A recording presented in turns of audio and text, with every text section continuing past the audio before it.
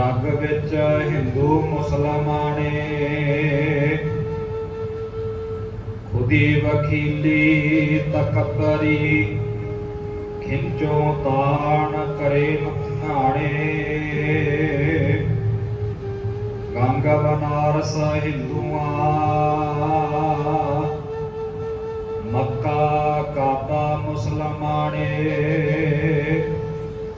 सुन्नत मुसलमान दी तिलक जन्यू हिंदू लोमाणे राम रहीम कहाए दे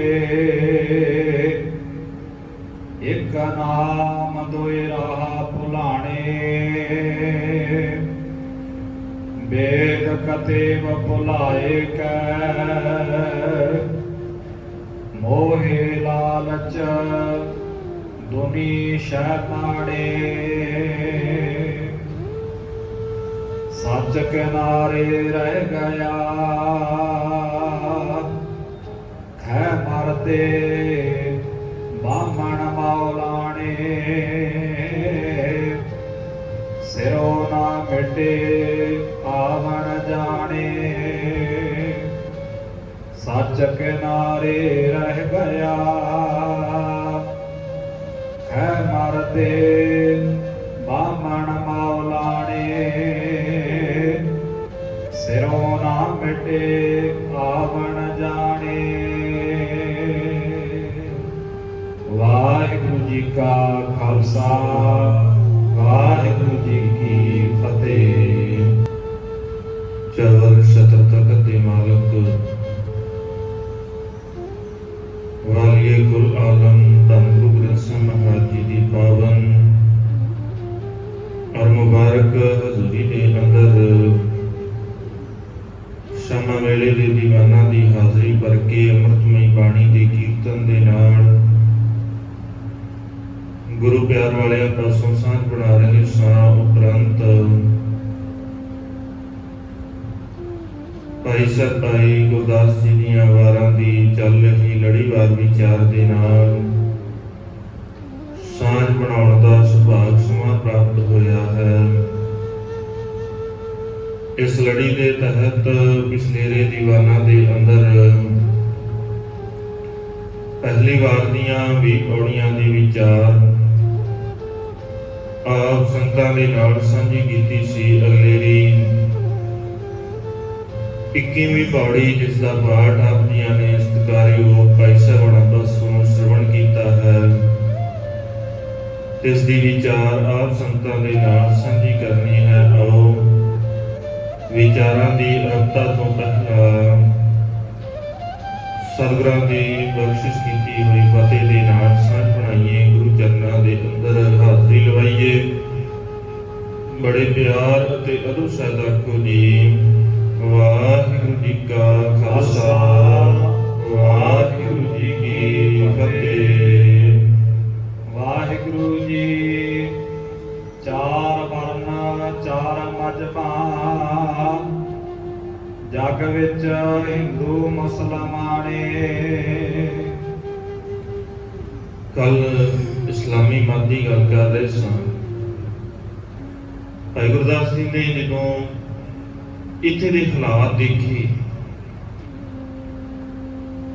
खास करके भारत की धरती के उत्ते इत्थे दी गल करते हैं कि इत्थे दा जो हाल है, जिथे चार वर्ण सन हिंदू धर्म के, चार वर्ण वंडे गए ब्राह्मण खत्री वैस ते शूद्र, चार हिस्सियां च हिंदू धर्म नूं वंडिया गया। उत्थे ही इस्लाम भी मुख तौर के उत्ते जिहड़ा शुरुआती दिनां दे विच है वो चार हिस्सियां च वंडिया गया। जो शुरुआती तौर ते वंडिया गया, जिस दिन मुहम्मद साहब इस संसार को जाते हैं 8 जून 632 ईस्वी दे विच, और वो 632 ईस्वी दे विच उन्हां दे सहुरे पहले खलीफा बनते हैं। 632 दे विच उन्हां दे सहुरे हजरत अबू बकर खदीजा दे पिता ने उस खलीफा बनते ने, 2 ਸਾਲ ਉਹ ਖਲੀਫੇ ਰਹਿੰਦੇ ਨੇ, ਲੋਕ ਉਹਨਾਂ ਦੀ ਗੱਲ ਨੂੰ ਮੰਨਦੇ ਨੇ। ਕੁਰਾਨ ਦੀਆਂ ਜਿਹੜੀਆਂ ਸੂਰਤਾਂ ਨੇ, ਕੁਰਾਨ ਨੂੰ 30 ਹਿੱਸਿਆਂ 'ਚ ਵੰਡਿਆ ਜਾਂਦਾ ਹੈ। ਉਹਨਾਂ 30 ਹਿੱਸਿਆਂ ਦੇ ਵਿੱਚ 114 ਸੂਰਤਾਂ ਨੇ। ਕੁਰਾਨ ਦੀਆਂ ਬਹੁਤਾਤ ਸੂਰਤਾਂ ਜਿਹੜੀਆਂ ਨੇ ਉਹ ਅਬੂ ਬਕਰ ਨੇ ਲੱਭ ਕੇ ਇਕੱਠੀਆਂ ਇੱਕ ਥਾਂ ਤੇ ਇਕੱਤਰ ਕੀਤੀਆਂ ਸਨ। ਉਹਨਾਂ ਤੋਂ ਬਾਅਦ ਹਜ਼ਰਤ ਉਮਰ 634 ਤੋਂ ਲੈ ਕੇ 644 ਤੱਕ ਖਲੀਫੇ ਬਣਦੇ ਨੇ। ਉਹਨਾਂ ਤੋਂ ਬਾਅਦ ਹਜ਼ਰਤ ਉਸਮਾਨ ਖਲੀਫੇ ਦੀ ਜ਼ਿੰਮੇਵਾਰੀ ਨੂੰ ਸੰਭਾਲਦੇ ਨੇ ਲਗਭਗ 12 ਕੁ ਸਾਲ, 644 ਤੋਂ 656 ਤੱਕ। 656 ਦੇ ਵਿੱਚ ਹਜ਼ਰਤ ਮੁਹੰਮਦ ਸਾਹਿਬ ਦੇ ਚਾਚੇ ਦੇ ਬੇਟੇ ਭਰਾ ਇਹ ਗੱਦੀ ਦੇ ਉੱਤੇ ਬੈਠਦੇ ਨੇ, ਹਜ਼ਰਤ ਅਲੀ। ਹਜ਼ਰਤ ਉਸਮਾਨ ਦੀ ਕੁਝ ਲੋਕਾਂ ਵੱਲੋਂ ਹੱਤਿਆ ਕੀਤੀ ਜਾਂਦੀ ਹੈ, ਕਤਲ ਕੀਤਾ ਜਾਂਦਾ ਹੈ। ਕਤਲ ਤੋਂ ਬਾਅਦ ਹਜ਼ਰਤ ਅਲੀ ਜਿਹੜੇ ਨੇ ਫਾਤਿਮਾ ਦੇ ਪਤੀ ਨੇ, ਮੁਹੰਮਦ ਸਾਹਿਬ ਦੇ ਚਾਚੇ ਦੇ ਪੁੱਤ ਨੇ। ਔਰ ਜਦੋਂ ਇਹ ਗੱਦੀ ਤੇ ਬੈਠਦੇ ਨੇ, ਇਹਨਾਂ ਦਾ ਕਤਲ ਇਹਨਾਂ ਦੇ ਆਪਣੇ ਲੋਕਾਂ ਵੱਲੋਂ ਕੁਝ ਸਮੇਂ ਬਾਅਦ ਹੀ ਕਰ ਦਿੱਤਾ ਜਾਂਦਾ ਹੈ। ਕਾਰਨ ਕੀ ਹੈ? ਲੋਕ ਇਸ ਗੱਲੋਂ ਰੋਸ ਦੇ ਵਿੱਚ, ਗੁੱਸੇ ਦੇ ਵਿੱਚ ਆ ਗਏ ਵੀ ਇਹਨਾਂ ਨੇ ਹਜ਼ਰਤ ਉਸਮਾਨ ਦੇ ਜਿਹੜੇ ਕਾਤਲ ਨੇ ਉਹਨਾਂ ਦੇ ਕੋਲੋਂ ਬਦਲਾ ਨਹੀਂ ਲਿਆ। ਔਰ ਇਸ ਤੋਂ ਬਾਅਦ ਸ਼ੁਰੂਆਤ ਹੁੰਦੀ ਹੈ ਅਸਲ ਦੇ ਵਿੱਚ ਇਹਨਾਂ ਇਸਲਾਮ ਧਰਮ ਦੇ ਵਿੱਚ ਵੰਡੀਆਂ ਦੀ। ਫਿਰ ਇਹ ਤੋਂ ਸ਼ੁਰੂਆਤ ਹੁੰਦੀ ਹੈ। ਫਿਰ 2 ਹਿੱਸੇ ਵੰਡੇ ਜਾਂਦੇ ਨੇ, ਸ਼ੀਆ ਤੇ ਸੁन्नी। ਇੱਕ ਹਿੱਸਾ ਉਹ ਜਿਹੜਾ ਚਾਰੇ ਹੀ ਖਲੀਫਿਆਂ ਨੂੰ ਮਾਨਤਾ ਦਿੰਦਾ ਹੈ, ਤੇ ਦੂਜਾ ਹਿੱਸਾ ਉਹ ਜਿਹੜਾ ਸਿਰਫ ਤੇ ਸਿਰਫ ਹਜ਼ਰਤ ਅਲੀ ਨੂੰ ਮਾਨਤਾ ਦਿੰਦਾ ਹੈ, ਉੱਪਰ ਵਾਲੇ ਤਿੰਨਾਂ ਖਲੀਫਿਆਂ ਨੂੰ ਮੰਨਦਾ ਨਹੀਂ। ਇਦਾਂ ਕਰਕੇ ਇਸਲਾਮ ਧਰਮ ਵੀ 4 ਹਿੱਸਿਆਂ ਦੇ ਵਿੱਚ ਮੁੱਖ ਤੌਰ ਦੇ ਉੱਤੇ ਉਸ ਵਕਤ ਵੰਡਿਆ ਗਿਆ ਸੀ। ਖੁਦੀ ਵਕੀਲੀ ਤਕਬਰੀ ਖਿੰਚੋ ਤਾਣ ਕਰੇ ਨਥਿਆਣੇ। ਜਦੋਂ ਹਿੰਦੁਸਤਾਨ ਦੀ ਧਰਤੀ ਦੀ ਗੱਲ ਕਰੀਏ, ਫਿਰ ਹੁਣ ਸਾਰਿਆਂ ਦੇ ਅੰਦਰ ਕੀ ਆ? ਖੁਦੀ ਆ, ਆਪਣਾ ਆਪ ਹੈ ਵੀ ਮੈਂ ਸਾਰਾ ਕੁਝ ਹੈ, ਸਵਾਰਥ ਹੈ ਵੀ ਸਾਰਿਆਂ ਤੋਂ ਸ੍ਰੇਸ਼ਟ ਮੈਂ ਆ।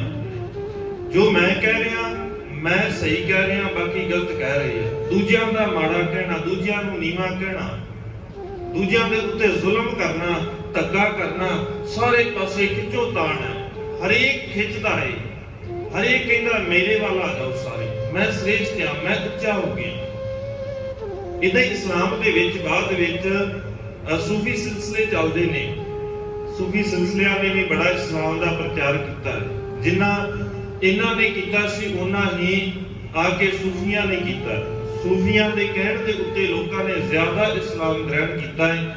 ਜੇ ਇਸ ਤੋਂ ਜ਼ਿਆਦਾ ਜਿੰਨਾ ਕੁ ਜ਼ੋਰ ਇਹਨਾਂ ਨੇ ਪਾਇਆ ਵੀ ਤਲਵਾਰ ਦੇ ਨਾਲ ਇਸਲਾਮ ਦੇ ਵਿੱਚ ਲਿਆਈਏ ਲੋਕਾਂ ਨੂੰ, ਉਸ ਤੋਂ ਜ਼ਿਆਦਾ ਸੂਫੀਆਂ ਨੇ ਆਪਣੇ ਮਤ ਦੇ ਕਰਕੇ, ਆਪਣੀ ਵਿਚਾਰਧਾਰਾ ਦੇ ਨਾਲ ਲੋਕਾਂ ਨੂੰ ਇਸਲਾਮ ਦੇ ਨਾਲ ਜੋੜਿਆ। ਅਬੂ ਬਕਰ ਵੀ ਸ਼ੁਰੂਆਤ ਇਸੇ ਤੋਂ ਹੀ ਕਰਦੇ ਨੇ। ਉਹ ਪਹਿਲੇ ਦਿਨ ਤੋਂ ਹੀ ਹਮਲੇ ਕਰਦੇ ਨੇ, ਆਪਣੇ ਰਾਜ ਨੂੰ ਵਧਾਉਂਦੇ ਨੇ। ਮੁਹੰਮਦ ਸਾਹਿਬ ਵੀ ਜਿਸ ਦਿਨ ਮਦੀਨੇ ਤੋਂ, ਕਿਉਂਕਿ ਮੱਕੇ ਦੇ ਵਿੱਚ ਸਨ, ਲੋਕ ਖਿਲਾਫਤ ਕਰਦੇ ਨੇ, ਖਿਲਾਫਤ ਤੋਂ ਬਾਅਦ ਮਦੀਨੇ ਚ ਆ ਜਾਂਦੇ ਨੇ। ਹਿਜ਼ਾਰਤ ਕਹਿੰਦੇ ਨੇ ਉਹਨੂੰ।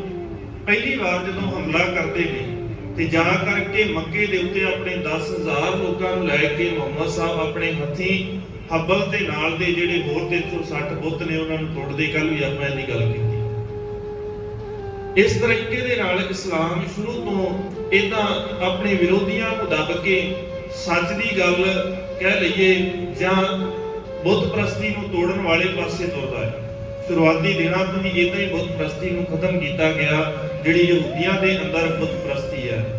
ਔਰ ਉਸੇ ਢੰਗ ਦੇ ਨਾਲ ਅੱਗੇ ਵੀ ਹਜ਼ਰਤ ਅਬੂ ਬਕਰ ਵੀ ਹਮਲੇ ਕਰਦੇ ਨੇ ਦੂਜੇ ਦੇਸ਼ਾਂ ਤੇ, ਉਸਮਾਨ ਵੀ, ਸਾਰਿਆਂ ਨੇ ਇਦਾਂ ਹੀ ਹਮਲੇ ਕਰਕੇ ਤੇ ਫਿਰ ਇਸਲਾਮ ਨੂੰ ਵਧਾਇਆ। ਜਦੋਂ ਹਿੰਦੁਸਤਾਨ ਦੇ ਧਰਤੀ ਤੇ ਗੱਲ ਆਉਂਦੀ ਹੈ, ਉਦੋਂ ਵੀ ਇਦਾਂ ਹੀ ਜਿੱਥੇ ਹਿੰਦੂ ਧਰਮ ਆਪਣੇ ਆਪ ਨੂੰ ਬਚਾਉਣ ਵਾਸਤੇ ਖਿੱਚੋਤਾਣ ਕਰਦਾ ਹੈ, ਉੱਥੇ ਇਹ ਦੂਜਿਆਂ ਨੂੰ ਆਪਣੇ ਧਰਮ ਦੇ ਵਿੱਚ ਰਲਾਉਣ ਵਾਸਤੇ ਜ਼ਬਰਦਸਤੀ ਧੱਕਾ ਕਰਦੇ ਹਨ। ਰੰਗ ਬਨਾਰਸ ਹਿੰਦੂਆਂ, ਮੱਕਾ ਕਾਬਾ ਮੁਸਲਮਾਨੇ। ਹਿੰਦੂਆਂ ਦੇ ਅੰਦਰ ਸਾਰਿਆਂ ਤੋਂ ਜ਼ਿਆਦਾ ਪਵਿੱਤਰ ਹੈ ਗੰਗਾ। ਗੰਗਾ ਦੇ ਵਿੱਚ ਇਸ਼ਨਾਨ ਕਰਨਾ। ਦੂਜੇ ਪਾਸੇ ਬਨਾਰਸ ਸਾਰਿਆਂ ਤੋਂ ਉੱਚਾ ਮੰਨਿਆ ਗਿਆ ਹੈ, ਧਾਰਮਿਕ ਸਥਾਨ ਹੈ, ਕੇਂਦਰੀ ਸਥਾਨ ਹੈ ਉਹਨਾਂ ਦਾ, ਕਿ ਉੱਥੇ ਸਾਰਿਆਂ ਤੋਂ ਜ਼ਿਆਦਾ ਰੱਬ ਦੀ ਗੱਲ ਕਹਿੰਦੇ ਹੁੰਦੀ ਹੈ। ਸ੍ਰੇਸ਼ਟ ਮੰਨਿਆ ਗਿਆ ਹੈ, ਸ਼ਿਵ ਦਾ ਵਰ ਹੈ ਉੱਥੇ ਵੀ, ਜਿਹੜਾ ਇੱਥੇ ਆ ਕੇ ਆਪਣੇ ਪ੍ਰਾਣ ਤਿਆਗੇਗਾ ਉਹ ਸਿੱਧਾ ਸਵਰਗ ਦੇ ਵਿੱਚ ਚਲਾ ਜਾਵੇਗਾ। ਇਹਨਾਂ ਦੇ ਵਿੱਚ ਇਹ ਹੈ, ਇਸਲਾਮ ਧਰਮ ਦੇ ਵਿੱਚ ਮੱਕੇ ਤੇ ਕਾਬੇ ਦੀ ਗੱਲ ਹੈ ਕਿ ਜਿਹੜਾ ਮੱਕੇ ਦੇ ਵਿੱਚ ਆ ਜਾਏਗਾ, ਇੱਥੇ ਆ ਕੇ ਹਜ ਕਰੇਗਾ, ਕਾਬੇ ਦੇ ਵਿੱਚ ਆਵੇਗਾ, ਉਹ ਸਾਰਿਆਂ ਤੋਂ ਸ੍ਰੇਸ਼ਟ ਹੈ। ਉਹ ਮੁਹੰਮਦ ਸਾਹਿਬ ਦੀ ਨਜ਼ਰ ਦੇ ਵਿੱਚ ਪ੍ਰਵਾਨ ਹੋ ਜਾਵੇਗਾ, ਖੁਦਾ ਦੀ ਨਜ਼ਰ ਦੇ ਵਿੱਚ ਉਹ ਪ੍ਰਵਾਨ ਹੋ ਜਾਵੇਗਾ। ਸੁਨਤ ਮੁਸਲਮਾਨ ਦੀ ਤਿਲਕੰਜੂ ਹਿੰਦੂ ਲਵਾਣੇ। ਔਰ ਜਿੱਥੇ ਧਾਰਮਿਕ ਸਥਾਨ ਨੇ ਉੱਥੇ ਧਾਰਮਿਕ ਟੇਕ ਵੀ ਨੇ। ਸੁਨਤ ਮੁਸਲਮਾਨ ਦੀ ਹਜ਼ਰਤ ਇਬਰਾਹਿਮ ਤੋਂ ਮੰਨਿਆ ਜਾਂਦਾ ਹੈ ਕਿ ਮੁਹੰਮਦ ਸਾਹਿਬ ਦੇ ਇਸ ਚਲਾਏ ਹੋਏ ਧਰਮ ਦੇ ਵਿੱਚ ਸੁਨਤ ਨੇ ਵੀ ਆਪਣਾ ਇੱਕ ਖਾਸ ਸਥਾਨ ਲੈ ਲਿਆ। ਜਿੱਥੇ ਬਾਕੀ ਚੀਜ਼ਾਂ ਸਨ, ਨਮਾਜ਼ ਪੜ੍ਹਨੀ ਹੈ ਜਾਂ ਜ਼ਕਾਤ ਕੱਢਣੀ ਹੈ, ਉੱਥੇ ਹੀ ਸੁਨਤ ਵੀ ਇੱਕ ਜ਼ਰੂਰੀ ਅੰਗ ਬਣ ਗਿਆ, ਹਜ਼ਰਤ ਇਬਰਾਹਿਮ ਤੋਂ ਬਾਅਦ ਮੰਨਿਆ ਜਾਂਦਾ। ਔਰ ਦੂਜੇ ਪਾਸੇ ਤਿਲਕ ਤੇ ਜੰਜੂ ਦੀ ਗੱਲ ਹੈ। ਹਿੰਦੂ ਧਰਮ ਦੇ ਅੰਦਰ ਤਿਲਕ ਲਾਉਣਾ, ਜੰਜੂ ਧਾਰਨ ਕਰਨਾ, ਇਹ ਸਾਰਿਆਂ ਤੋਂ ਜ਼ਰੂਰੀ ਹੈ ਇਸ ਧਰਮ ਦੇ ਅੰਦਰ ਆਉਣ ਵਾਸਤੇ। ਜਿਵੇਂ ਇਸਲਾਮ ਚ ਆਉਣਾ ਹੈ ਤੇ ਤੁਹਾਨੂੰ ਕਲਮਾ ਪੜ੍ਹਨਾ ਪਏਗਾ, ਸੁਨਤ ਕਰਵਾਉਣੀ ਪਏਗੀ।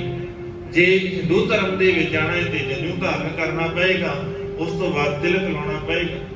ਇਹ ਇਹਨਾਂ ਦੇ ਧਾਰਮਿਕ ਭੇਖ ਨੇ। ਜੇ ਇਦਾਂ ਕਰਾਂਗੇ ਤੇ ਫਿਰ ਇਸ ਧਰਮ ਦੇ ਅੰਦਰ ਹੀ ਕੋਈ ਆ ਸਕਦਾ ਹੈ। ਰਾਮ ਰਹੀਮ ਕਾਏ ਦੇ ਇੱਕ ਨਾਮ ਦੋਇ ਰਾਹ ਭੁਲਾਣੇ। ਇੱਕ ਰਾਮ ਕਹਿੰਦੇ ਨੇ, ਦੂਜੇ ਰਹੀਮ ਕਹਿੰਦੇ ਨੇ। ਭਾਈ ਗੁਰਦਾਸ ਜੀ ਕਹਿੰਦੇ ਅਸਲ ਦੇ ਵਿੱਚ ਸੱਚ ਕੀ ਹੈ? ਰਾਹ ਤੇ ਇੱਕੋ ਹੀ ਹੈ, ਖੁਦਾ ਇੱਕ ਹੈ, ਰੱਬ ਇੱਕ ਹੈ, ਨਾਮ ਵੱਖਰੇ ਵੱਖਰੇ ਨੇ। ਇੱਕ ਕਹਿੰਦੇ ਸਾਡਾ ਰਾਮ ਉੱਚਾ ਹੈ, ਦੂਜੇ ਕਹਿੰਦੇ ਸਾਡਾ ਖੁਦਾ ਉੱਚਾ ਹੈ। ਫਰਕ ਤੇ ਦੋਵਾਂ 'ਚ ਹੀ ਕੋਈ ਨਹੀਂ ਹੈ, ਰਾਹ ਇੱਕ ਹੀ ਹੈ। ਅਸਲ 'ਚ ਇਹ ਆਪਣੇ ਆਪ 'ਚ ਹੀ ਭੁੱਲੇ ਬੈਠੇ ਨੇ, ਇਹਨਾਂ ਨੂੰ ਸਮਝ ਨਹੀਂ ਆਉਂਦੀ ਕਿ ਸੱਚ ਕੀ ਹੈ। ਰਾਮ ਦਾ ਅਰਥ ਜਿਹੜਾ ਰਮਿਆ ਹੋਇਆ ਹੈ, ਰਹੀਮ ਦਾ ਅਰਥ ਜਿਹੜਾ ਰਹਿਮ ਕਰਨ ਵਾਲਾ ਹੈ, ਜਿਹੜਾ ਦੂਜਿਆਂ ਦੇ ਉੱਤੇ ਰਹਿਮ ਕਰਦਾ ਹੈ, ਉਹੀ ਖੁਦਾ ਹੈ, ਉਹੀ ਸਾਰਿਆਂ ਨੂੰ ਪਾਲਣ ਵਾਲਾ ਹੈ। ਜਿਹਦੇ ਅੰਦਰ ਪਾਲਣ ਦੀ ਭਾਵਨਾ ਹੈ, ਜੇ ਉਹਦੇ ਅੰਦਰ ਰਹੀਮ ਰਹਿਮ ਦੀ ਭਾਵਨਾ ਨਹੀਂ ਹੋਏਗੀ ਤੇ ਉਹ ਪਾਲ ਨਹੀਂ ਸਕਦਾ। ਦਇਆ ਨਹੀਂ ਹੈ ਤੇ ਸਤਿਗੁਰੂ ਕਹਿੰਦੇ ਫਿਰ ਜਿੱਥੇ ਦਇਆ ਨਹੀਂ ਹੈ ਉੱਥੇ ਧਰਮ ਨਹੀਂ ਹੋ ਸਕਦਾ। ਤੌਲ ਧਰਮ ਦਇਆ ਦਾ ਬੂਤ। ਜੇ ਰੱਬ ਦੇ ਹਰੇਕ ਜਗ੍ਹਾ ਵਸਣ ਦੀ ਗੱਲ ਆਉਂਦੀ ਹੈ, ਰਮੇ ਹੋਏ ਦੀ ਗੱਲ ਆਉਂਦੀ ਹੈ, ਤੇ ਸਤਿਗੁਰੂ ਕਹਿੰਦੇ ਨੇ ਉਹ ਹਰ ਜਗ੍ਹਾ ਦੇ ਉੱਤੇ ਹੈ।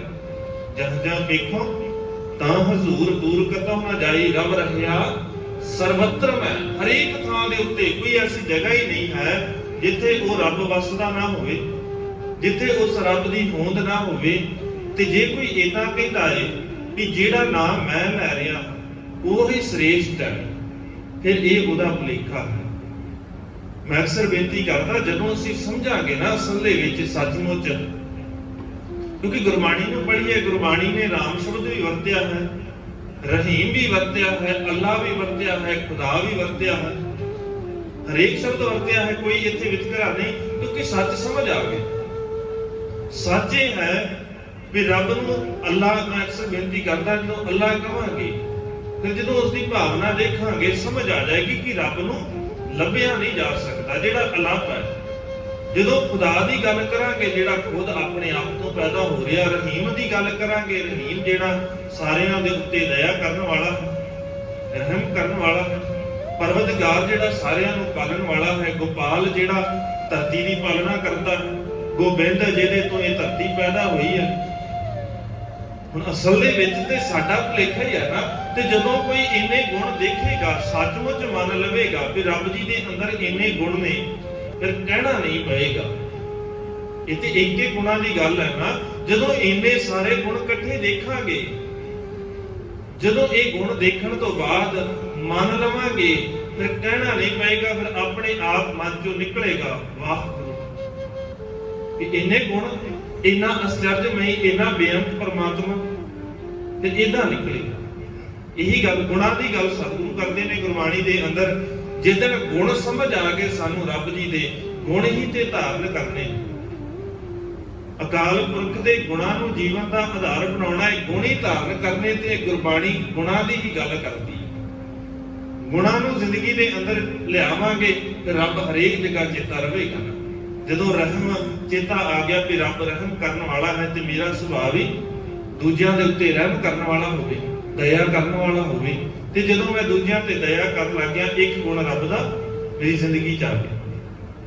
ਹੁਣ ਦਇਆ ਵੀ ਕਿਤੇ ਅਖੌਤੀ ਦਇਆ ਨਹੀਂ ਹੋਣੀ ਚਾਹੀਦੀ, ਜੈਨੀਆਂ ਵਾਲੀ ਦਇਆ ਵੀ ਪ੍ਰਵਾਨ ਨਹੀਂ ਹੈ ਇੱਥੇ। ਜੇ ਜੈਨੀਆਂ ਵਾਲੀ ਦਇਆ ਕਰਾਂਗੇ, ਜੇ ਤੁਰਦਿਆਂ ਹੋਇਆਂ ਕੋਈ ਕੀੜਾ ਵੀ ਪੈਰ ਥੱਲੇ ਆ ਗਿਆ, ਫਿਰ ਉਹਦਾ ਵੀ ਉਹ ਪਛਤਾਵਾ ਕਰਦੇ ਨੇ, ਇਹ ਦਇਆ ਵੀ ਪ੍ਰਵਾਨ ਨਹੀਂ। ਹਾਂ ਜੀ, ਦਇਆ ਪ੍ਰਵਾਨ ਹੈ, ਪਰ ਅਖੌਤੀ ਦਇਆ ਨਹੀਂ। ਤੇ ਨਹਾਉਣ ਲੱਗੇ ਵੀ ਸੋਚਿਆ ਜਾਵੇ ਵੀ ਪਾਣੀ ਦੇ ਵਿੱਚ ਜੀਵ ਮਰ ਜਾਣਗੇ, ਸਿਰ 'ਚ ਪਏ ਹੋਏ ਜੀਵ ਮਰ ਜਾਣਗੇ। ਇਦਾਂ ਕਰਨ ਦੇ ਨਾਲ ਵੀ ਸਤਿਗੁਰੂ ਕਹਿੰਦੇ ਇਹ ਵੀ ਦਇਆ ਪ੍ਰਵਾਨ ਨਹੀਂ। ਪਾਣੀ ਦੇਖ ਜਿਹੜੇ ਸੰਗਦੇ ਨੇ, ਇਹ ਵੀ ਦਇਆ ਨਹੀਂ ਪ੍ਰਵਾਨ। ਦਇਆ ਹੋਣੀ ਚਾਹੀਦੀ। ਖੁਦਾ ਉਹ ਆਪਣੇ ਆਪ ਤੋਂ ਪੈਦਾ ਹੋਣ ਵਾਲਾ, ਉਹਨੂੰ ਕੋਈ ਬਣਾ ਨਹੀਂ ਸਕਦਾ। ਥਾਪਿਆ ਨਾ ਜਾਏ, ਕੀਤਾ ਨਾ ਹੋਏ, ਆਪੇ ਆਪ ਨਿਰੰਜਨ ਸੋਏ। ਜਿਹੜਾ ਖੁਦ ਆਪਣੇ ਆਪ ਤੋਂ ਪੈਦਾ ਹੋ ਰਿਹਾ, ਸਹਿਪਨ। ਸੰਸਕ੍ਰਿਤ ਦੇ ਵਿੱਚ ਦੇਖਾਂਗੇ ਤੇ ਉਹ ਸਵੈੰਭੂ ਕਹਿੰਦੇ। ਫਰਕ ਸਿਰਫ ਸ਼ਬਦਾਂ ਦਾ ਹੀਰ ਫੇਰ ਹੈ, ਹੋਰ ਕੁਝ ਨਹੀਂ ਹੈ। ਬਾਕੀ ਜਿਹੜਾ ਵਿਗਾੜ ਪਿਆ ਹੈ, ਜਿਹੜਾ ਇੱਕ ਦੂਜੇ ਦੇ ਮਨ ਦੇ ਅੰਦਰ ਨਫ਼ਰਤ ਪੈਦਾ ਹੋਈ ਹੈ, ਤੇ ਨਫ਼ਰਤ ਪੈਦਾ ਕੀਤੀ ਗਈ ਹੈ ਬਸ ਭੁਲੇਖਾ ਪਾ ਕੇ। ਇਹ ਕਹਿ ਕੇ ਹਰੇਕ ਧਰਮ ਦੇ ਪਤਨ ਦਾ ਕਾਰਨ ਇਹੀ ਹੁੰਦਾ ਹੈ, ਜਦੋਂ ਉਹ ਮੰਨ ਲਵੇ ਨਾ ਮੈਂ ਸਾਰਿਆਂ ਤੋਂ ਸ੍ਰੇਸ਼ਟ ਹਾਂ। ਜਦੋਂ ਉਹਦੇ ਪੈਰੋਕਾਰ, ਉਹਦੇ ਠੇਕੇਦਾਰ ਮੰਨ ਲੈਣ ਕਿ ਅਸੀਂ ਸਾਰਿਆਂ ਤੋਂ ਸ੍ਰੇਸ਼ਟ ਹਾਂ ਜੀ, ਸਾਨੂੰ ਹੀ ਮੰਨੋ ਬਸ, ਉਹ ਪਤਨ ਦਾ ਕਾਰਨ ਬਣਦਾ। ਜਿਸ ਦਿਨ ਅਸੀਂ ਦੂਜਿਆਂ ਦੇ ਵਾਸਤੇ ਢੰਗ ਦੇ ਨਾਲ ਕੰਮ ਕਰਨ ਲੱਗ ਜਾਵਾਂਗੇ, ਸੱਚ ਦੀ ਗੱਲ ਕਰਾਂਗੇ, ਆਪਣੇ ਦੱਸੇ ਹੋਏ ਗੁਰੂ ਦੇ ਦੱਸੇ ਹੋਏ ਮਾਰਗ ਦੀ ਗੱਲ ਕਰਾਂਗੇ, ਉਸੇ ਦਿਨ ਸੁੱਖ ਹੋ ਜਾਏਗਾ। ਫਿਰ ਕਿਤੇ ਝਗੜਾ ਨਹੀਂ, ਫਿਰ ਵਿਰੋਧਤਾ ਨਹੀਂ। ਹੁਣ ਵਿਰੋਧਤਾ ਇਸੇ ਗੱਲ ਦੀ ਹੈ ਨਾ, ਇੱਕ ਕਹਿੰਦੇ ਨੇ ਅਸੀਂ ਆਪਣੀ ਜ਼ੁਬਾਨ ਤੋਂ ਖੁਦਾ ਨਹੀਂ ਕਹਿਣਾ, ਪਾਪ ਹੋ ਜਾਏਗਾ। ਅੱਲਾ ਨਹੀਂ ਕਹਿਣਾ, ਪਾਪ ਹੋ ਜਾਏਗਾ। ਦੂਜੇ ਕਹਿੰਦੇ ਨੇ ਅਸੀਂ ਰਾਮ ਨਹੀਂ ਕਹਿਣਾ, ਪਾਪ ਹੋ ਜਾਏਗਾ। ਜੇ ਤੇ ਧੱਕੇ ਦੇ ਨਾਲ ਕਹਾਇਆ ਜਾ ਰਿਹਾ, ਤੇ ਫਿਰ ਕਹਿਣਾ ਵੀ ਨਹੀਂ ਚਾਹੀਦਾ, ਕਿਉਂਕਿ ਧੱਕੇ ਦੇ ਨਾਲ ਕੁਝ ਵੀ ਨਹੀਂ ਪ੍ਰਮਾਣ ਇੱਥੇ। ਧੱਕੇ ਦੇ ਨਾਲ ਜੇ ਜਨੇਊ ਪਾਏਗਾ ਤੇ ਪਾਉਣਾ ਵੀ ਨਹੀਂ ਹੈ। ਜੇ ਧੱਕੇ ਦੇ ਨਾਲ ਜਨੇਊ ਉਤਾਰੇਗਾ ਨਾ ਕਿਸੇ ਦਾ, ਤੇ ਉਤਾਰਨ ਵੀ ਨਹੀਂ ਦਿੰਦੇ। ਧੱਕਾ ਨਹੀਂ, ਇੱਥੇ ਜ਼ੋਰ ਨਹੀਂ ਹੈ। ਇੱਥੇ ਤੇ ਗੱਲ ਹੈ ਨਿਮਰਤਾ ਦੀ, ਹਲੀਮੀ ਦੀ ਹੈ। ਪਿਆਰ ਨਾਲ ਕਹਿ, ਤੂੰ ਕਹਿ ਮੇਰੇ ਨਾਲ ਚੱਲ ਨਮਾਜ਼ ਪੜ੍ਹਨ, ਮੈਂ ਤੇਰੇ ਨਾਲ ਵੀ ਚਲਾ ਜਾਵਾਂਗਾ, ਕੋਈ ਮਸਲਾ ਨਹੀਂ ਹੈ। ਤੂੰ ਕਹਿ ਮੰਦਰ ਦੇ ਵਿੱਚ ਜਾਣਾ ਹੈ, ਚਲੇ ਜਾਵਾਂਗੇ, ਕੋਈ ਮਸਲਾ ਨਹੀਂ ਹੈ। ਪਰ ਮੇਰੇ ਅੰਦਰ ਦੀ ਭਾਵਨਾ ਹੈ ਵੀ ਜਿਹਦੇ ਕੋਲ ਮੈਂ ਜਾ ਰਿਹਾ, ਉਹ ਇੱਕ ਵਿਆਪਕ ਪਰਮਾਤਮਾ ਹੈ, ਇੱਕ ਥਾਂ ਦੇ ਉੱਤੇ ਨਹੀਂ, ਹਰੇਕ ਜਗ੍ਹਾ ਦੇ ਉੱਤੇ ਟਿਕਿਆ ਹੋਇਆ, ਹਰੇਕ ਕਣ ਦੇ ਅੰਦਰ ਵਸਦਾ ਹੈ। ਮੇਰੀ ਭਾਵਨਾ ਇਹ ਹੈ। ਅਸਲ ਦੇ ਵਿੱਚ ਮਸਲਾ ਸਾਡੀ ਭਾਵਨਾ ਦਾ ਹੈ। ਸਾਡੇ ਅੰਦਰ ਦੀ ਭਾਵਨਾ ਹੀ ਹੁੰਦੀ ਹੈ ਕਿ ਮੈਂ ਸ੍ਰੇਸ਼ਟ ਹਾਂ, ਮੈਂ ਉੱਚਾ ਹਾਂ। ਆਪਣੇ ਗੁਰੂ ਦੇ ਉੱਤੇ ਮਾਣ ਹੋਣਾ ਚਾਹੀਦਾ ਹੈ, ਕਿਉਂਕਿ ਸਾਡੇ ਗੁਰੂ ਨੇ ਸਿਖਾਇਆ ਹੀ ਸਾਨੂੰ ਹੈ। ਸਾਨੂੰ ਤੇ ਇਕੱਠੇ ਬੈਠਣ ਦੀ ਗੱਲ ਸਿਖਾਈ ਹੈ ਨਾ। ਦੁਨੀਆ ਦਾ ਕੋਈ ਧਾਰਮਿਕ ਗ੍ਰੰਥ ਦੇਖ ਲਈਏ, ਕਿਉਂ ਕਿਹਾ ਜਾਂਦਾ ਹੈ ਧੰਨ ਗੁਰੂ ਗ੍ਰੰਥ ਸਾਹਿਬ ਮਹਾਰਾਜ ਨੂੰ ਮਨੁੱਖਤਾ ਦੇ ਸਾਂਝੇ ਰਹਿਬਰ, ਇਸੇ ਕਰਕੇ ਕਿਹਾ ਜਾਂਦਾ। ਸੰਸਾਰ ਦਾ ਕੋਈ ਧਾਰਮਿਕ ਗ੍ਰੰਥ ਦੇਖ ਲਿਆ, ਜੇ ਇੱਕ ਧਰਮ ਗ੍ਰੰਥ ਦੇ ਵਿੱਚ ਦੂਜੇ ਧਰਮ ਗ੍ਰੰਥ ਦੇ ਵਾਸਤੇ ਵਰਤੇ ਗਏ ਜਿਹੜੇ ਰੱਬ ਦੇ ਨਾਂ ਨੇ, ਉਹ ਨਹੀਂ ਮਿਲਣਗੇ ਤੁਹਾਨੂੰ। ਦੂਜੇ ਦੇ ਵਿੱਚ ਜਿਹੜੇ ਨਾਮ ਵਰਤੇ ਨੇ, ਉਹ ਤੀਜੇ ਦੇ ਵਿੱਚ ਨਹੀਂ ਮਿਲਣਗੇ। ਧੰਨ ਗੁਰੂ ਗ੍ਰੰਥ ਸਾਹਿਬ ਮਹਾਰਾਜ ਦੀ ਪਾਵਨ ਬਾਣੀ ਦੇ ਅੰਦਰ ਜਿਹੜੇ ਵੀ ਉਸ ਸਮੇਂ ਦੇ ਮੁੱਖ ਧਰਮ ਸਨ ਇੱਥੇ, ਉਹ ਸਾਰੇ ਹੀ ਵਰਤੇ ਹੋਏ।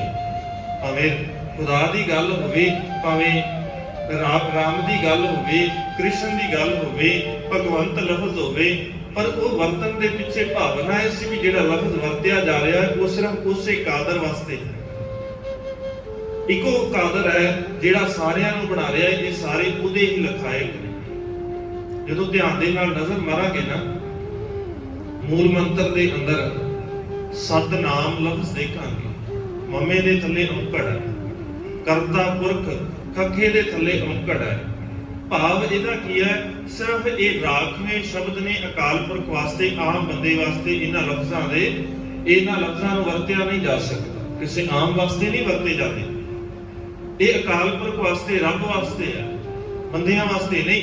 ਜਦੋਂ ਰਾਮ ਦੀ ਗੱਲ ਆਏਗੀ, ਦਸ਼ਰਥ ਦੇ ਪੁੱਤਰ ਦੀ, ਉੱਥੇ ਰਾਮਚੰਦ ਲਿਖਿਆ ਹੋਏਗਾ ਜਾਂ ਫਿਰ ਔਂਕੜ ਨਹੀਂ ਲੱਗਾ ਹੋਏਗਾ। ਜਦੋਂ ਦੂਜਿਆਂ ਦੀ ਗੱਲ ਆਏਗੀ, ਜੋ ਅਕਾਲ ਪੁਰਖ ਦੇ ਵਾਸਤੇ, ਰੱਬ ਵਾਸਤੇ ਵਰਤਿਆ ਹੋਵੇਗਾ, ਤੇ ਉੱਥੇ ਰਾਮ ਦੇ ਮੰਮੀ ਦੇ ਥੱਲੇ ਔਂਕੜ ਲੱਗਾ ਹੋਵੇਗਾ। ਇਹ ਫਰਕ ਹੈ, ਧਿਆਨ ਦੇਣ ਯੋਗ ਹੈ। ਜਿਸ ਦਿਨ ਇਦਾਂ ਧਿਆਨ ਦੇ ਨਾਲ ਬਾਣੀ ਨੂੰ ਪੜਾਂਗੇ ਤੇ ਅਰਥ ਬੜੇ ਸੌਖੇ। ਜਿਹੜਾ ਭੁਲੇਖਾ ਪਾਇਆ ਜਾਂਦਾ ਹੈ ਨਾ ਗੁਰਬਾਣੀ ਦੇ ਅੰਦਰ ਸਨਾਤਨੀ ਵੀਰਾਂ ਵੱਲੋਂ, ਸਨਾਤਨ ਧਰਮ ਨੂੰ ਮੰਨਣ ਵਾਲਿਆਂ ਵੱਲੋਂ, ਇਹ ਦੇਖੋ ਜੀ ਗੁਰਬਾਣੀ ਦੇ ਅੰਦਰ ਕਿੰਨੀ ਵਾਰ ਰਾਮ ਆਇਆ ਹੈ ਦਸ਼ਰਥ ਦੇ ਪੁੱਤਰ ਵਾਸਤੇ, ਨਹੀਂ ਉਸ ਰਾਮ ਵਾਸਤੇ ਨਹੀਂ ਆਇਆ। ਜਿਸ ਦਿਨ ਇਦਾਂ ਸਮਝ ਲਵਾਂਗੇ ਫਿਰ ਸਾਨੂੰ ਭੁਲੇਖਾ ਨਹੀਂ ਪਏਗਾ। ਕਈ ਵਾਰ ਸਾਨੂੰ ਵੀ ਇਹ ਭੁਲੇਖਾ ਪੈ ਜਾਂਦਾ ਹੈ ਕਿ ਸੱਚਮੁੱਚ ਕਿਤੇ ਉਹਦੇ ਵਾਸਤੇ ਆਇਆ, ਪਰ ਇਦਾਂ ਭੁਲੇਖਾ ਪਾ ਕੇ ਹਰੇਕ ਦੇ ਅੰਦਰ ਹੈ। ਸਾਰਿਆਂ ਨੂੰ ਇਦਾਂ ਦੇ ਭੁਲੇਖੇ ਪਾਏ ਗਏ ਕਿ ਇਹ ਜੋ ਅਸੀਂ ਕਹਿ ਰਹੇ ਉਹੀ ਸਾਰਿਆਂ ਤੋਂ ਸ੍ਰੇਸ਼ਟ ਹੈ। ਵੇਦ ਕਤੇਵ ਭੁਲਾਏ ਕੈ ਮੋਹਿ ਲਾਲਚ ਦੁਨੀ ਸ਼ੈਤਾਨੇ। ਅਸਲ ਵਿੱਚ ਸੱਚ ਆਹੀ ਹੈ। ਜਿਹੜਾ ਰੌਲਾ ਹੈ ਨਾ, ਦੋਏ ਰਾਹ ਭੁਲਾਣੇ, ਇਹ ਰੌਲਾ ਇਸੇ ਕਰਕੇ ਹੈ ਜਿਹੜੇ ਵੇਦ ਨੂੰ ਮੰਨਦੇ ਸਨ ਉਹ ਵੇਦ ਦੀਆਂ ਗੱਲਾਂ ਨੂੰ ਭੁੱਲ ਚੁੱਕੇ ਨੇ, ਜਿਹੜੇ ਕਤੇਬ ਨੂੰ ਮੰਨਦੇ ਸਨ ਉਹ ਕਤੇਬ ਦੀਆਂ ਗੱਲਾਂ ਨੂੰ ਭੁੱਲ ਚੁੱਕੇ ਨੇ। ਕਤੇਬਾਂ ਨੂੰ ਜਿਹੜੇ ਮੰਨਦੇ ਨੇ, ਭਾਵੇਂ ਉਹ ਤੌਰੇਤ ਦੀ ਗੱਲ ਹੋਵੇ, ਭਾਵੇਂ ਕੁਰਾਨ ਦੀ ਗੱਲ ਹੋਵੇ, ਭਾਵੇਂ ਬਾਈਬਲ ਦੀ ਗੱਲ ਹੋਵੇ, ਭਾਵੇਂ ਜ਼ਰਤੁਸ਼ਤ ਦੀ ਗੱਲ ਹੋਵੇ, ਜਿਹੜੇ ਵੀ ਇਹਨਾਂ ਚਾਰਾਂ ਨੂੰ ਮੰਨਦੇ ਨੇ, ਚਾਰਾਂ ਨੂੰ ਭੁੱਲ ਚੁੱਕੇ ਨੇ, ਚਾਰਾਂ ਚੋਂ ਇੱਕ ਨੂੰ ਵੀ ਨਹੀਂ ਮੰਨਦੇ। ਤੇ ਜੇ ਆਪਣੀ ਗੱਲ ਕਰ ਲਈਏ, ਸਾਡੇ ਅੰਦਰ ਵੀ ਰੌਲਾ ਇਸੇ ਗੱਲ ਦਾ ਹੈ। ਅਸੀਂ ਤਾਂ ਗੁਰੂ ਗ੍ਰੰਥ ਸਾਹਿਬ ਮਹਾਰਾਜ ਦੀ ਗੱਲ ਨੂੰ ਨਹੀਂ ਮੰਨਦੇ। ਸਾਡੇ ਵੀ ਤੇ ਰੌਲੇ ਇਸੇ ਕਰਕੇ ਆ ਨਾ। ਜੇ ਇਸਲਾਮ ਦੇ ਚਾਰਾਂ ਤੋਂ ਦੋ ਮੁੱਖ ਬਣਦੇ ਨੇ, ਦੋਵਾਂ ਤੋਂ ਅੱਗੇ 72 ਬਣਦੇ ਨੇ, ਤੇ 72 ਬਣਨ ਦਾ ਕਾਰਨ ਵੀ ਤੇ ਇਹੀ ਹੈ ਨਾ ਕਿ ਉਹਨਾਂ ਨੇ ਕੁਰਾਨ ਨੂੰ ਨਹੀਂ ਪੜ੍ਹਿਆ। ਜੇ ਬਾਈਬਲ ਦੇ ਪੜ੍ਹਨ ਵਾਲਿਆਂ ਦੇ ਅੱਗੇ 3 ਹਿੱਸੇ ਬਣਦੇ ਨੇ ਤੇ 3 ਹਿੱਸੇ ਬਣਨ ਦਾ ਕਾਰਨ ਵੀ ਤੇ ਇਹੀ ਹੈ ਨਾ, ਉਹਨਾਂ ਨੇ ਬਾਈਬਲ ਨੂੰ ਸਹੀ ਨਾਲ ਨਹੀਂ ਪੜ੍ਹਿਆ।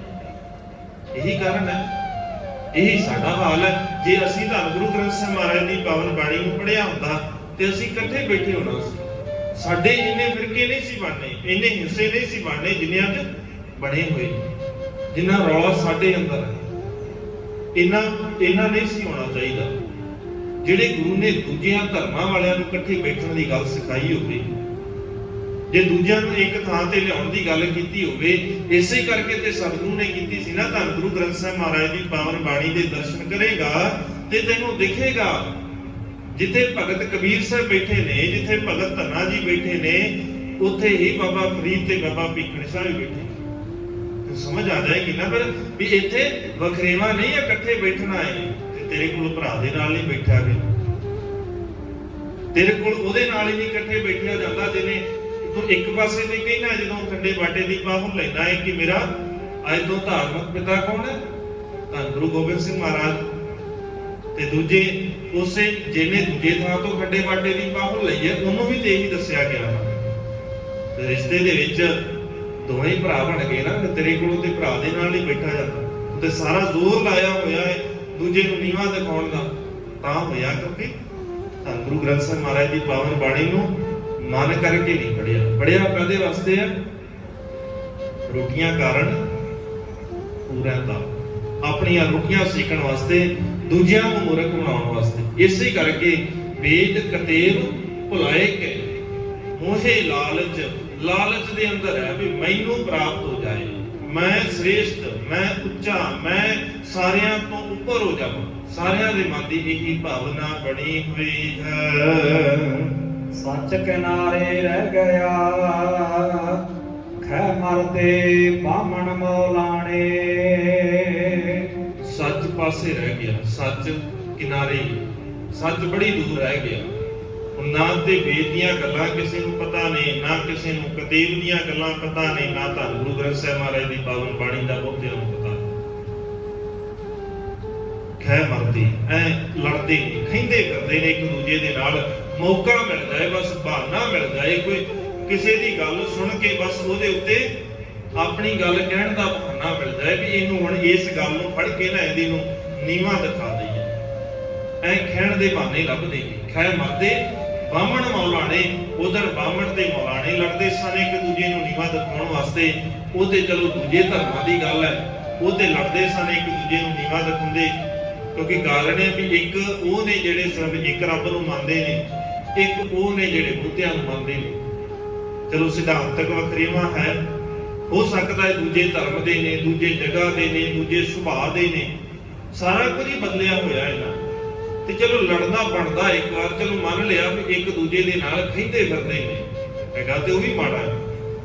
ਚਲੋ ਮੰਨਿਆ ਜਾ ਸਕਦਾ ਵੀ ਹਰੇਕ ਪ੍ਰਕਾਰ ਦੇ ਨਾਲ ਹੀ ਵਖਰੇਵਾਂ ਤੇ ਲੜਾਈ ਹੈ। ਇੱਥੇ ਇੱਕੋ ਧੰਨ ਗੁਰੂ ਗ੍ਰੰਥ ਸਾਹਿਬ ਮਹਾਰਾਜ ਦੇ ਅੱਗੇ ਝੁਕਣ ਵਾਲੇ, ਇੱਕ ਅਕਾਲ ਪੁਰਖ ਦੀ ਗੱਲ ਕਰਨ ਵਾਲੇ, ਇੱਕ ਅਰਦਾਸ ਕਰਨ ਵਾਲੇ, ਇੱਕ ਨਿਤਨੇਮ ਜਪਜੀ ਸਾਹਿਬ ਦੀ ਉਹੀ ਪਾਵਨ ਬਾਣੀ ਪੜ੍ਹਨ ਵਾਲੇ, ਉਹੀ ਸੁਖਮਨੀ ਸਾਹਿਬ ਪੜ੍ਹਨ ਵਾਲੇ, ਉਹੀ ਆਸਾ ਕੀ ਵਾਰ ਦਾ ਕੀਰਤਨ ਕਰਨ ਵਾਲੇ, ਉਹੀ ਬਾਣੀ ਪੜ੍ਹਨ ਵਾਲੇ ਇੱਕ ਦੂਜੇ ਦੇ ਨਾਲ ਖਹਿ ਜਾਂਦੇ ਹੋ, ਇੱਕ ਦੂਜੇ ਦੇ ਨਾਲ ਸਿਰ ਮਾਰੀ ਜਾਂਦੇ ਬਿਨਾਂ ਗੱਲ। ਬਸ ਭਾਵਨਾ ਕੀ ਹੈ? ਸਿਰ ਮਾਰਨ ਦੇ ਪਿੱਛੇ ਦੀ ਭਾਵਨਾ ਇੱਕੋ ਹੀ ਹੈ, ਮੈਂ ਉੱਚਾ ਦਿਖਾਂ, ਮੈਂ ਦੂਜਿਆਂ ਤੋਂ ਜ਼ਿਆਦਾ ਲੋਕਾਂ ਨੂੰ ਆਪਣੇ ਨਾਲ ਜੋੜ ਲਵਾਂ, ਆਪਣੇ ਨਾਲ। ਬਸ ਮਨ 'ਚ ਭਾਵਨਾ ਕੀ ਹੈ? ਜੋੜਨਾ ਕਿਹਦੇ ਨਾਲ? ਆਪਣੇ ਨਾਲ ਜੋੜ ਲਵਾਂ। ਵਿਰਲੇ ਨੇ ਜਿਹੜੇ ਕਹਿੰਦੇ ਧੰਨ ਗੁਰੂ ਗ੍ਰੰਥ ਸਾਹਿਬ ਮਹਾਰਾਜ ਦੀ ਪਾਵਨ ਬਾਣੀ ਨੂੰ ਆਪ ਪੜ੍ਹਿਆ ਜੀ। ਬਹੁਤੇ ਕਹਿੰਦੇ ਜੋ ਅਸੀਂ ਦੱਸਦੇ ਇਹੀ ਸੱਚ ਹੈ, ਜੋ ਅਸੀਂ ਦੱਸਿਆ ਨਾ ਇਹ ਅਸਲ ਸੱਚ ਹੈ। ਤੁਹਾਨੂੰ ਤੇ ਅਜੇ ਤੱਕ ਬਾਣੀ ਪੜ੍ਹਨੀ ਨਹੀਂ ਆਈ, ਨਹੀਂ ਇਦਾਂ ਨਹੀਂ ਹੈ। ਅਸਲ ਦੇ ਵਿੱਚ ਜਿਸ ਦਿਨ ਬਾਣੀ ਨੂੰ ਆਪ ਪੜਾਂਗੇ ਉਸੇ ਦਿਨ ਸਮਝ ਆ ਜਾਏਗੀ ਕਿ ਸਹੀ ਕੀ ਹੈ ਤੇ ਗਲਤ ਕੀ ਹੈ। ਉਦੋਂ ਪਤਾ ਲੱਗ ਜਾਏਗਾ ਜਿਸ ਦਿਨ ਧੰਨ ਗੁਰੂ ਗ੍ਰੰਥ ਸਾਹਿਬ ਮਹਾਰਾਜ ਦੀ ਪਾਵਨ ਬਾਣੀ ਨੂੰ ਆਪ ਪੜਾਂਗੇ। ਸਾਡਾ ਵੀ ਹਾਲ ਉਹੀ ਹੈ, ਉਹੀ ਹਾਲ ਹੈ, ਫਰਕ ਕੋਈ ਨਹੀਂ ਹੈਗਾ ਸਾਡੇ ਤੇ ਉਹਨਾਂ ਦੇ ਅੰਦਰ। ਜਿਹੜੀ ਗੱਲ ਭਾਈ ਗੁਰਦਾਸ ਜੀ ਕਰਦੇ ਨਾ, ਕਹਿ ਮਰਦੇ ਬਾਹਮਣ ਮੌਲਾਣੇ, ਸੱਚ ਕਿਨਾਰੇ ਰਹਿ ਗਿਆ। ਜਿਹੜੀ ਗੱਲ ਹੈ ਸੱਚ ਕਿਨਾਰੇ ਸਾਡੀ ਜ਼ਿੰਦਗੀ ਦੇ ਵਿੱਚੋਂ ਤੇ ਰਿਹਾ ਹੋਇਆ। ਸਾਨੂੰ ਤੇ ਮੂਲ ਮੰਤਰ ਦੇ ਅਰਥ ਯਾਦ ਨਹੀਂ ਰਹਿੰਦੇ, ਜਪਜੀ ਸਾਹਿਬ ਦੀ ਪਾਵਨ ਬਾਣੀ ਦੇ ਅਰਥ ਯਾਦ ਨਹੀਂ, ਤੇ ਸੱਚ ਸਾਡੀ ਜ਼ਿੰਦਗੀ 'ਚ ਕਿਹੜਾ ਹੈਗਾ? ਸੱਚ ਤੇ ਇਹੀ ਹੈ ਨਾ, ਬਾਣੀ ਹੀ ਸਾਰਿਆਂ ਤੋਂ ਸ੍ਰੇਸ਼ਟ ਸੱਚ ਹੈ। ਬਾਣੀ ਤੋਂ ਉੱਪਰਲਾ ਤੇ ਸੱਚ ਹੀ ਕੋਈ ਨਹੀਂ ਹੈ। ਤੇ ਜੇ ਇਹੀ ਸੱਚ ਸਾਡੀ ਜ਼ਿੰਦਗੀ 'ਚ ਨਹੀਂ ਹੈ ਤੇ ਹਾਲ ਸਾਡਾ ਵੀ ਫਿਰ ਉਹਨਾਂ ਵਾਲਾ ਹੀ ਹੈ। ਸਿਰੋਂ ਨਾ ਮਿਟੇ ਆਵਣ ਜਾਣੇ, ਫਿਰ ਆ ਚੱਕਰਾਂ 'ਚ ਪੈ ਕੇ ਆਵਣ ਜਾਣੇ, ਜਿਹੜਾ ਮੁਕਤੀ ਦਾ ਰਸਤਾ ਸੀ, ਵਿਕਾਰਾਂ ਤੋਂ ਬਚਣ ਦਾ ਜਿਹੜਾ ਢੰਗ ਸੀ, ਫਿਰ ਵਿਕਾਰਾਂ ਤੋਂ ਬਚਣ ਵਾਲੇ ਪਾਸੇ ਤੇ ਹੋਏ ਨਹੀਂ, ਵਿਕਾਰ ਤੇ ਵਧਾ ਲਏ ਨਾ। ਫਿਰ ਆਉਣ ਜਾਣ ਦਾ ਜਿਹੜਾ ਚੱਕਰ ਹੈ, ਵਿਕਾਰਾਂ ਚੋਂ ਨਿਕਲਣ ਦਾ ਜਿਹੜਾ ਚੱਕਰ ਸੀ, ਉਹ ਕਿੱਦਾਂ ਸਮਝ ਆਉਂਦਾ? ਸਮਝ ਤੇ ਤਾਂ ਆਉਂਦਾ ਜੇ ਬਾਣੀ ਨੂੰ ਪੜ੍ਹਦੇ, ਜਾਂ ਤੇ ਬਾਣੀ ਇਸ ਕਰਕੇ ਪੜ੍ਹੀ ਕਿ ਦੂਜਿਆਂ ਨੂੰ ਨੀਵਾਂ ਦਿਖਾਉਣਾ ਹੈ, ਤੇ ਜਾਂ ਇਸ ਕਰਕੇ ਬਾਣੀ ਪੜ੍ਹੀ ਕਿ ਇਹਦੇ ਨਾਲ ਧਨ ਕਮਾਉਣਾ ਹੈ। ਸਿਰਫ ਇਹ ਦੋ ਕਾਰਨ। ਇਸ ਕਰਕੇ ਤੇ ਕਦੇ ਪੜ੍ਹੀ ਨਹੀਂ ਬਾਣੀ ਤੇ ਮਨ ਦੇ ਅੰਦਰ ਦੇ ਜਿਹੜੇ ਵਿਕਾਰ ਨੇ ਉਹਨਾਂ ਨੂੰ ਕੱਢਣਾ ਹੈ, ਮਨ ਦੇ ਅੰਦਰ ਸਹਿਜ ਲੈ ਕੇ ਆਉਣਾ ਹੈ, ਸਬਰ ਲੈ ਕੇ ਆਉਣਾ ਹੈ। ਇਸ ਪਾਸੇ ਤੇ ਕਦੇ ਹੋਈ ਨਹੀਂ। ਸਾਰਿਆਂ ਦਾ ਇਹੀ ਹਾਲ, ਭਾਵੇਂ ਉਹ ਕਿੰਨਾ ਵੱਡਾ ਧਰਮੀ ਹੋਵੇ, ਧਰਮ ਦਾ ਪਹਿਰਾਵਾ ਪਾਇਆ ਹੋਵੇ, ਬਹੁਤਿਆਂ ਦਾ ਇਹੀ ਹਾਲ ਹੈ। ਗੱਲ ਉਹੀ ਹੈ ਵੀ ਸਤਿਗੁਰੂ ਜਿਹੜੀ ਕਰਦੇ ਹੈ ਵਿਰਲੇ, ਨਾ ਹੀ ਘੜੇ ਫੈਲ ਫੱਕੜ ਸੰਸਾਰ। ਜਿਨ੍ਹਾਂ ਨੂੰ ਰੱਬ ਜੀ ਦੇ ਨਾਲ ਪਿਆਰ ਲੱਗਾ ਨਾ, ਬੜੇ ਵਿਰਲੇ। ਗੱਲਾਂ ਕਰਨ ਵਾਲੇ ਬਹੁਤ ਨੇ, ਮੂੰਹ ਤੋਂ ਵਿਆਖਿਆ ਕਰਨ ਵਾਲੇ, ਮੂੰਹ ਤੋਂ ਬਿਆਨ ਕਰਨ ਵਾਲੇ ਬਹੁਤ ਨੇ ਇੱਥੇ, ਪਰ ਜਿਹੜੇ ਸੱਚ ਦੀ ਗੱਲ ਹੈ ਹਿਰਦੇ ਦੇ ਅੰਦਰ ਧਾਰਨ ਵਾਲੀ, ਉਹ ਬਹੁਤ ਵਿਰਲਿਆਂ ਦੀ ਹੈ। ਜਿਨ੍ਹਾਂ ਨੇ ਉਹ ਧਾਰਨ ਕਰ ਲਈ, ਉਹਨਾਂ ਦੇ ਅੰਦਰੋਂ ਤੇ ਇਹ ਵਿਕਾਰ ਕੱਢੇ ਗਏ, ਨਹੀਂ ਤੇ ਬਾਕੀਆਂ ਦੇ ਸਿਰ ਦੇ ਉੱਤੇ ਇਦਾਂ ਹੀ ਚੱਲਦਾ ਰਿਹਾ। ਇਹ ਆਉਣ ਜਾਣਾ ਉਹਨਾਂ ਦਾ ਮਿਟਿਆ ਹੀ ਨਹੀਂ, ਜਿਨ੍ਹਾਂ ਨੇ ਸਾਰੀ ਜ਼ਿੰਦਗੀ ਸਿਰਫ ਤੇ ਸਿਰਫ ਆਪਣੇ ਮਨੋਰਥਾਂ ਨੂੰ ਸਾਹਮਣੇ ਰੱਖ ਕੇ, ਸੰਸਾਰਕ ਮਨੋਰਥਾਂ ਨੂੰ ਜਾਂ ਆਪਣੀਆਂ ਮਨ ਦੀਆਂ ਸਿਆਣਪਾਂ ਨੂੰ ਸਾਹਮਣੇ ਰੱਖ ਕੇ ਬਾਣੀ ਨੂੰ ਪੜ੍ਹਿਆ ਹੈ ਜਾਂ ਬਾਣੀ ਦੀ ਗੱਲ ਕੀਤੀ ਹੈ, ਫਿਰ ਉਹਨਾਂ ਦੇ ਅੰਦਰੋਂ ਇਹ ਆਵਣ ਜਾਣ ਦਾ ਜਿਹੜਾ ਚੱਕਰ ਹੈ ਉਹ ਖਤਮ ਨਹੀਂ ਹੁੰਦਾ। ਸਤਿਗੁਰੂ ਬਖਸ਼ਿਸ਼ ਕਰਨ, ਸਾਨੂੰ ਸੇਧ ਮਿਲ ਜਾਏ, ਗੁਰੂ ਸਿਧਾਂਤ ਦੀ ਸੋਝੀ ਸਾਡੇ ਜੀਵਨ ਦੇ ਅੰਦਰ ਆ ਜਾਏ ਤਾਂ ਕਿ ਸਾਡਾ ਜੀਵਨ ਸੁਖਾਲਾ ਹੋ ਜਾਏ। ਸਤਿਗੁਰੂ ਬਖਸ਼ਿਸ਼ ਕਰਨ। ਹੋਈਆਂ ਬੇਅੰਤ ਭੁੱਲਾਂ ਦੀ ਖਿਮਾ। ਬੁਲਾਓ ਜੀ ਫਤਿਹ। ਆਖੋ ਜੀ ਵਾਹਿਗੁਰੂ ਜੀ ਕਾ ਖਾਲਸਾ, ਵਾਹਿਗੁਰੂ ਜੀ ਕੀ ਫਤਿਹ।